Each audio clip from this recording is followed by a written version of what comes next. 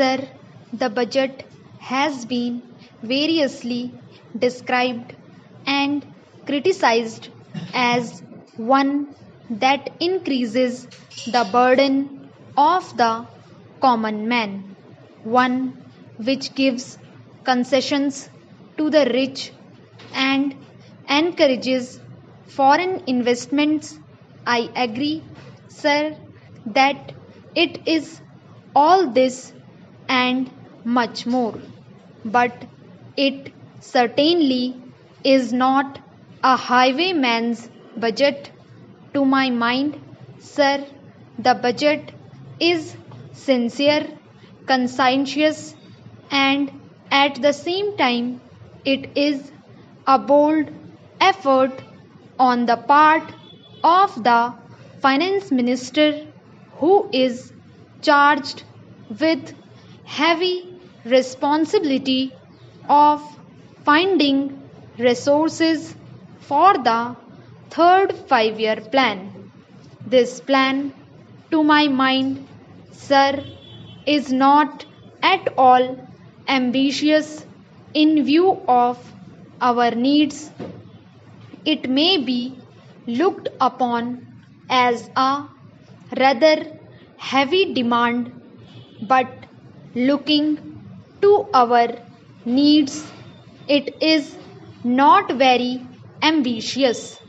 Sir, the fact that even the considerations of the coming general elections could not delect the finance minister from the course which seemed to him necessary and proper should earn him the appreciation of every right thinking man.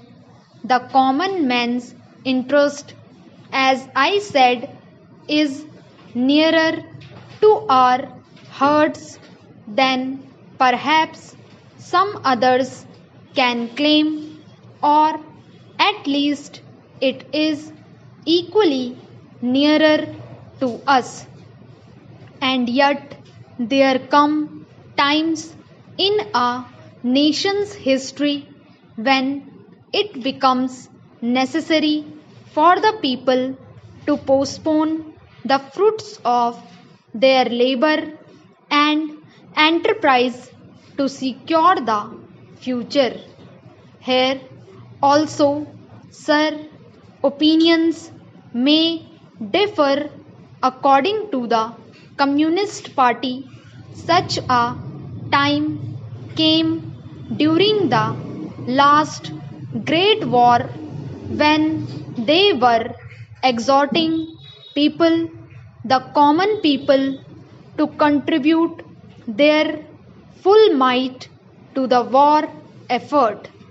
According to us, however, sir, we are passing through such a time at the present moment, and I have no doubt that the common people appreciate this position and will willingly tighten their belts, contribute their full might, and will surely return the Congress to power, having full confidence in the future and looking to a future where their posterity will be assured of a far better social and economic order. Who, sir, does not sympathize with the difficulties of the common man?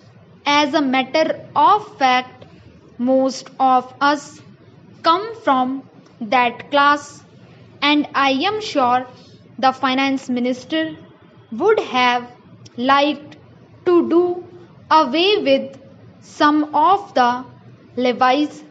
None would have been happier if he could have done without these new levies But there are, sir, certain very imperative limitations. We are passing through a critical period. Sir, it may not be necessary to continue these levies for a long time. Rather, I am inclined to think that before long it may be possible to give up some of them at least. I have very valid reasons to think so. Our public undertakings are coming to their own, and some of our important irrigation and power projects have just been completed.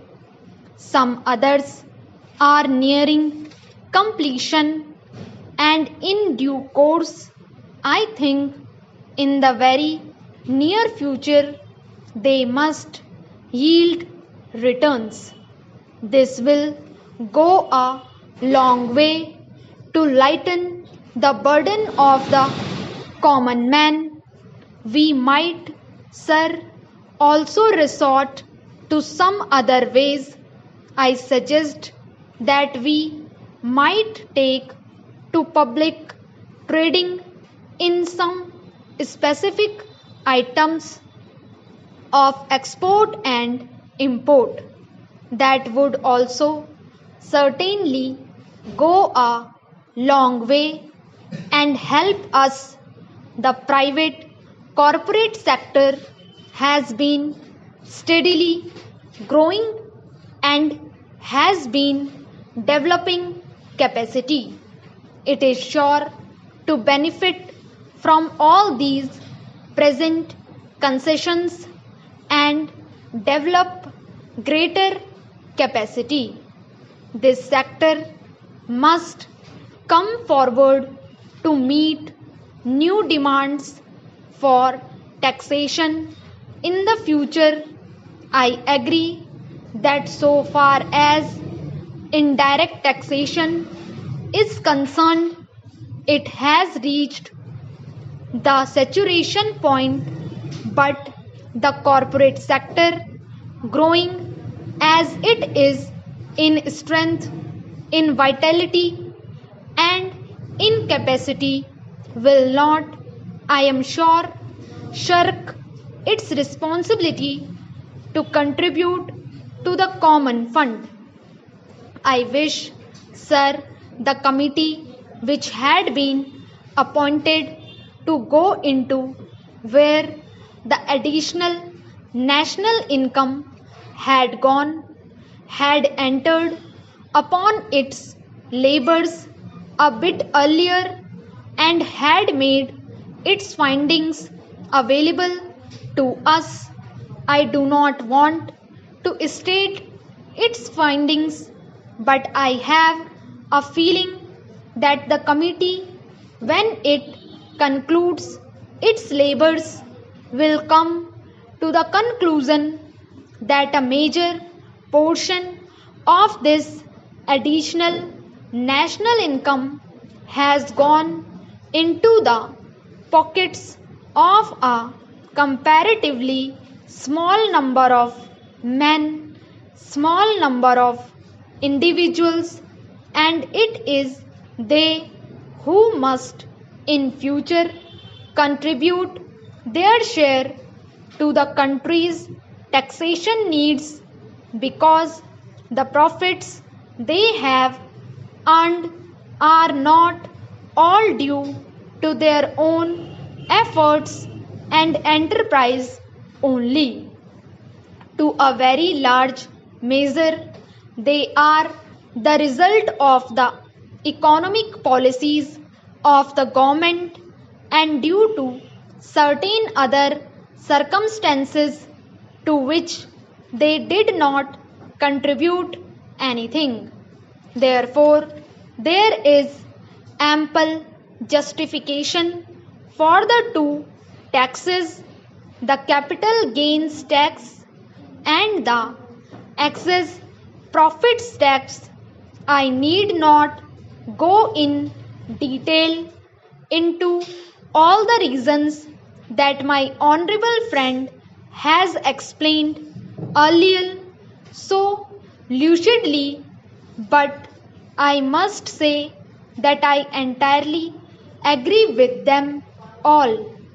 Having said this, I would like to say a few words about allocations which have been made to the various ministries in the budget.